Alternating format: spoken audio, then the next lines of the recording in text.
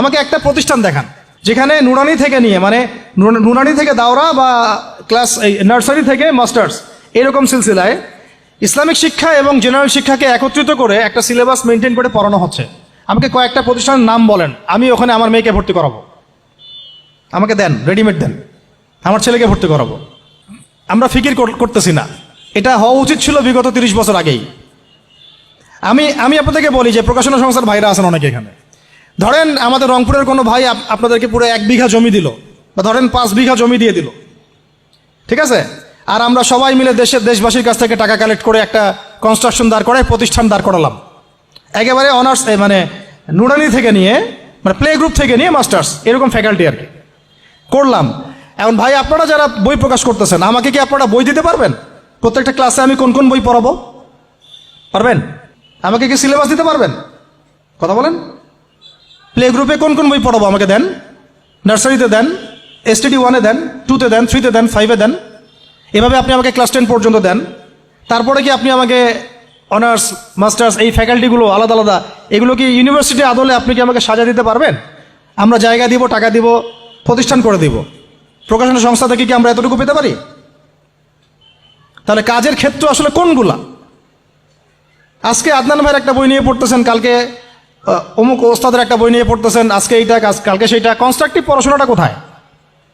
ধরেন এই যে আমাদের এক ভাই পরিচিত ভাই, ওই ভাই যদি বলে যে আমি ভাই একসময় দিনের পথে ছিলাম না, এখন ইসলামের পথে আসছি, তো আমি এখন আলেম হইতে চাই। কি হইতে চাই? আলেম হইতে চাই, কিন্তু আমার মাদ্রাসায় পড়ার কোনো সুব্যবস্থা নাই।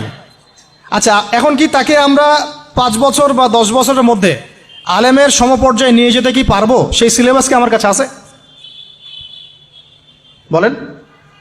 অথচ বিশ্বাস করেন, আরবি ভাষা না জানলে কেউ কোরআন জানতে পারবেই না। আমি এখন এটা শক্ত করে বলি যে কোরআন শেখা যেমন ফরজ, আরবি ভাষাটা শিক্ষা করাও ওয়াজিব। এখন আমাদের এই 80% জেনারেল শিক্ষিত ছেলে পেলে কীভাবে আরবি শিখবে? কিভাবে তারা আকীদা শিখবে? কিভাবে তারা কোরআনের তাজবিদ শিখবে, তাদাব্বুর শিখবে, তাফসির শিখবে, হাদিসের এরাব দেওয়া শিখবে, এবারত পড়া শিখবে? কিভাবে তারা নাহু সরফের জ্ঞান অর্জন করবে? কিভাবে তারা উসুলের জ্ঞান অর্জন করবে? কিভাবেই বা তারা বড় বড় ধরেন ফেকা শাস্ত্রের জ্ঞান, তারপরে এদিকে উসুলে হাদিসের জ্ঞান, তাফসিরের জ্ঞান, আরও বড় বড় ফ্যাকাল্টিগুলো, কিভাবে তারা বড় পর্যায়ের আলেম হবে? আমাকে বলেন। প্রোডাক্ট দেন, প্রোডাক্ট, এবং এমন এমন আলেমের প্রোডাক্ট যে আলেমরা সারা ওয়ার্ল্ডকে ডিল করতে পারে, মানে ইন্টারন্যাশনাল স্কলার। এখান থেকে যাবে ইউকেতে গিয়ে দাওয়াতি কাজ করে আসবে, অস্ট্রেলিয়ায় গিয়ে দাওয়াতি কাজ করে আসবে, মালয়েশিয়ায় গিয়ে দাওয়াতি কাজ করে আসবে।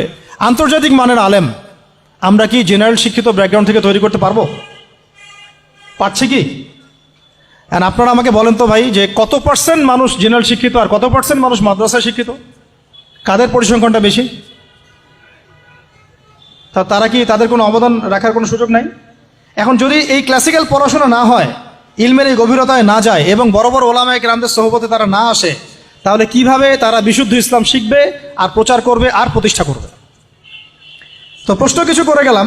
আজকে প্রশ্নগুলো রেখে যাচ্ছে এই কারণে যে এগুলো নিয়ে আপনারা ভাববেন, যে আপনারা আমাকে একটা ইসলামিক ইউনিভার্সিটি করার মতো বইপত্র আমাকে বানায় দেন না। দায়িত্ব নেন কেউ, আপনারা সবাই মিলে দায়িত্ব নেন। আমি এখানে একটা স্কুল আছে আমাদের ছোট্ট, তহাজিন নুরাইন ইসলামিক স্কুল। এই স্কুল আমরা করেছি প্লে, নার্সারি, কেজি 1, 2, 3, 4, 5 এতটুকু। ট্রাইলিঙ্গুয়াল, মানে Bangla medium, English version, medium না, ইংলিশ ভার্সন আর অ্যারাবিক।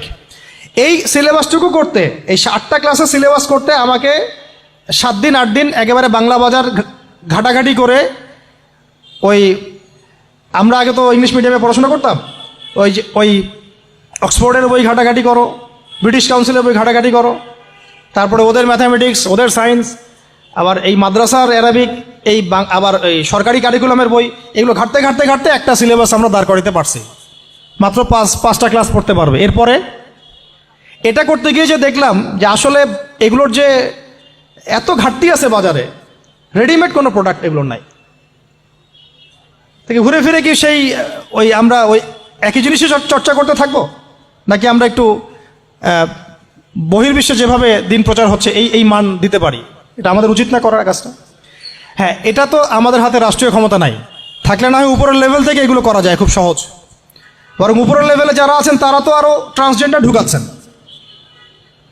আপনারা তো এলজিবিটি ঢুকাচ্ছেন। তাহলে এই কাজগুলো কাদের করতে হবে? তাহলে বেসরকারিভাবে করতে হবে। এখন আমরা যারা বইকে ভালোবাসি, জ্ঞানকে ভালোবাসি, আল্লাহকে ভালোবাসি, রাসূলকে ভালোবাসি, চাই যে আমরা যা করছি আমাদের পরের প্রজন্মটা মানুষের মতো মানুষ হোক। কাজ কি কম না বেশি আমাদের বলেন? সেক্ষেত্রে কাজগুলো কিন্তু ওইভাবে হচ্ছে না ভাই। একটা বিষয়ের বই সবাই ছাপাচ্ছি, কেন? কি দরকার আছে? একটা বিষয়ের বই আমি সবাই ছাপাচ্ছি। একটা জিনিস, একটা হিস্ট্রির একটা কিতাব অনেকগুলো প্রকাশনী আপনারা করতেছেন, একই বই ফাইজুল কালাম সবাই করতে আছে। একটা বই তাসাউফ আত্মশুদ্ধি অনেক প্রকাশনী করতেছে, কপি করতেছে। ভাই আমাদের কি কাজ কি দুনিয়ার স্বার্থ উদ্ধার করা, না আমার দিনের কোনো খেদমত? আমার কথায় মাইন্ড করবেন না, আমি মাইন্ড করার মতো কথা বলছি না। আমি বলছি আপনাদেরকে আরও যেন কনস্ট্রাকটিভ হয় কাজগুলা।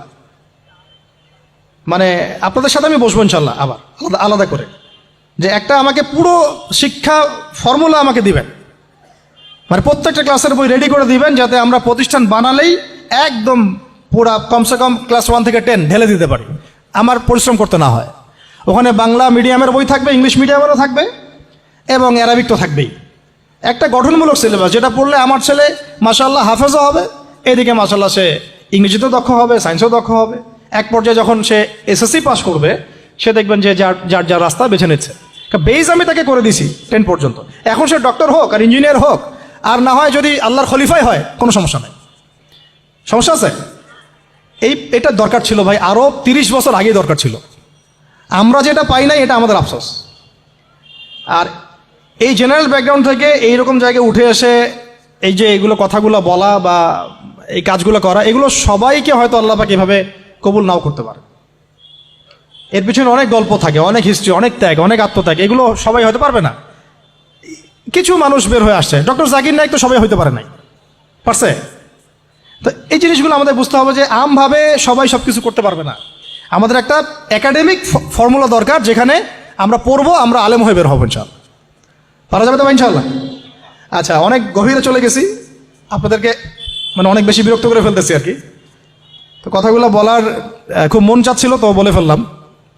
আর আমরা চাচ্ছি কথাগুলো সবার কাছে পৌঁছাক, যাতে করে অন্তত বিভাগীয় শহরগুলা, অন্তত ঢাকা, রংপুর, রাজশাহী, মানে বড় বড় শহর আমাদের, চট্টগ্রাম, কক্সবাজার ইত্যাদি ইত্যাদি বড় বড় শহরগুলোতে যদি একটা করে এরকম একটা করে প্রতিষ্ঠান থাকে, যেখানে আপনি পুরো